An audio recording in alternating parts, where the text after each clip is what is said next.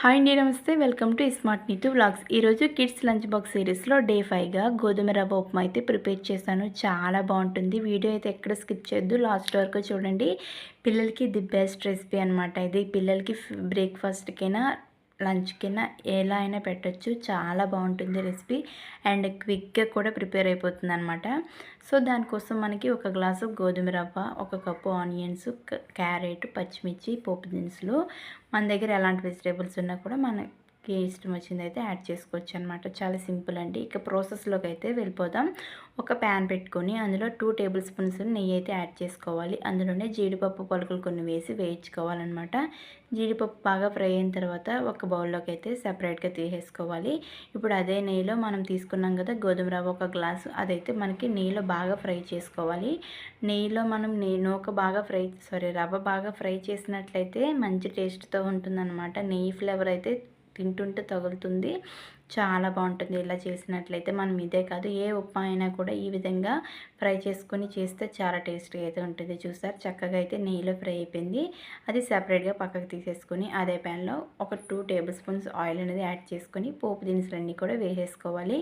ఇందులో main ingredients శనగపప్పు, అదైతే ప్రజెంట్ మర్చిపోయాను వేయడం నేనైతే. సో అందుకని చెప్పి యాడ్ చేయలేదు. మీరు శనగపప్పు కూడా యాడ్ చేసుకోండి, చాలా బాగుంటుంది. అండ్ ఉల్లిపాయలు కూడా కొంచెం ఎక్కువ యాడ్ చేసుకుంటే చాలా బాగుంటుంది ఈ ఉప్మాకి. అండ్ ఇందులోనే పచ్చిమిర్చి వేసుకున్న తర్వాత ఆనియన్స్ మగ్గడం కోసమని కొంచెం సాల్ట్ అయితే యాడ్ చేసుకుని మూత పెట్టేసుకోవాలి. ఆనియన్స్ అనేవి చక్కగా కొంచెం మెత్తబడిన తర్వాత మనం క్యారెట్ అనేవి చిన్న చిన్న ముక్కలుగా కట్ చేసుకుని యాడ్ చేసుకోవాలి. ఇప్పుడు క్యారెట్, ఆనియన్స్ రెండు కూడా చక్కగా ఫ్రై అవనివ్వాలన్నమాట.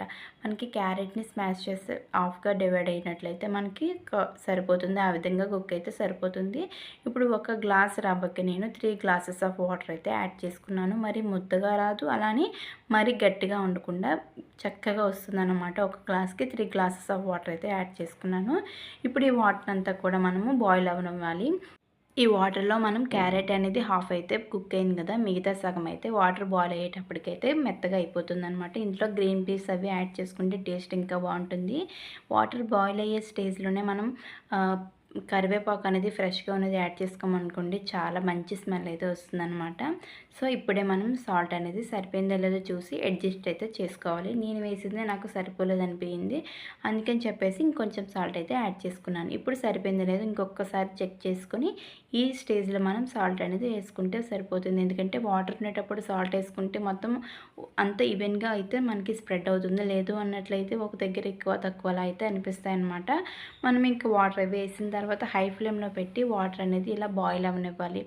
ఇలా బాయిల్ అయితేనే మనకి రవ్వ వేయడానికి కరెక్ట్ స్టేజ్ అనమాట. చక్కగా రెడీ అవుతుందన్నమాట ఉప్మా. సో చూసారా, చక్కగా అయితే బాయిల్ అయింది.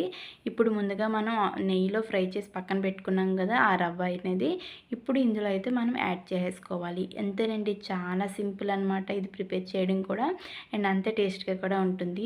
వీడియో లాస్ట్ వరకు చూసినందుకు చాలా థ్యాంక్స్.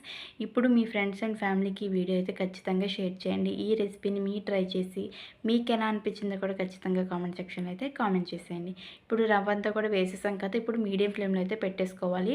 మొత్తం అంతా కూడా కలిపేసి మీడియం ఫ్లేమ్లో పెట్టేసుకోవాలి. ఇప్పుడు వాటర్ అంతా కూడా అయిపోయి రవ్వ ఒక్కటే చక్కగా ఉడికి పైకి అయితే వచ్చేస్తుంది అనమాట. ఆ స్టేజ్లో మనం స్టవ్ ఆఫ్ చేసుకుంటే ఎంతో టేస్టీ అయిన గోధుమ రవ్వ ఉప్మా అయితే రెడీ అయిపోతుంది. పిల్లలు చాలా ఇష్టంగా తింటారు. ఇందులోనే మనం క్యారెట్ కూడా వేసాం కాబట్టి మంచి కలర్ఫుల్గా కూడా కనిపిస్తుంది అనమాట. ఇందులోనే గ్రీన్ పీస్ కూడా ఉంటే ఇంకొంచెం అట్రాక్టివ్గా అయితే కనిపిస్తుంది. ఒక 5 మినిట్స్ అనేది ఇలా మూత పెట్టేసుకొని ఆ తర్వాత మూత తీసేసి ఒక 2 మినిట్స్ అనేది బాయిల్ చేసుకుంటే పర్ఫెక్ట్గా అయితే పొడి పొడిలాడుతూ వస్తుందన్నమాట. చూస్తున్నారా, చక్కగా అయితే అయింది. ఇంకొంచెం వాటర్ ఉన్నాయి కాబట్టి కొంచెం మీడియం ఫ్లేమ్లో అడ్జస్ట్ చేసుకున్నాం అనుకోండి, ఈ వాటర్ కూడా అయిపోతాయి. ఉప్మా అనేది మనకి పర్ఫెక్ట్గా అయితే వచ్చేస్తుంది అనమాట.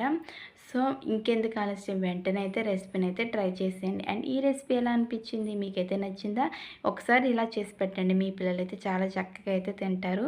మన ఛానల్లో కిడ్స్ లంచ్ బాక్స్ సిరీస్లో చాలా వీడియోస్ అయితే పోస్ట్ చేశాను. ఇది డే 5ది. ఇంకా చాలా వీడియోస్ అయితే వస్తాయి కూడా. మీ అందరి యొక్క సపోర్ట్ అనేది ఇస్తారని మనస్ఫూర్తిగా కోరుకుంటున్నాను. ఈ రెసిపీ మాత్రం ఖచ్చితంగా ట్రై చేసి ఎలా వచ్చిందో కామెంట్ సెక్షన్లో కామెంట్ చేయడం అసలు మర్చిపోవద్దు. అండ్ అలాగే మన ఛానల్ వెళ్తూ సబ్స్క్రైబ్ చేసుకోవడం అసలు మర్చిపోవద్దు. మరెన్నో మంచి వీడియోస్ అయితే మన ఛానల్లో అయితే వస్తూ ఉంటాయన్నమాట. సబ్స్క్రైబ్ చేసుకుని బెల్ ఐకాన్ అనేది క్లిక్ చేసి ఆల్ అనే ఆ ఆప్షన్ మీద ట్యాప్ చేసినట్లయితే నేను పెట్టే ప్రతి వీడియో మీకైతే నోటిఫికేషన్ రూపంలో అయితే వచ్చేస్తుంది.